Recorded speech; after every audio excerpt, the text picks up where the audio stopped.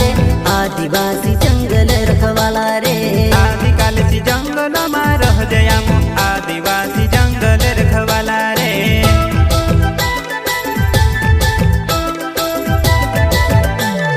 चल जंगल जमीन काज पूजे रे आदिवासी दुनिया ने रखवाला रे बाप देव खतरी काज पूजे रे आदिवासी सबसे निराला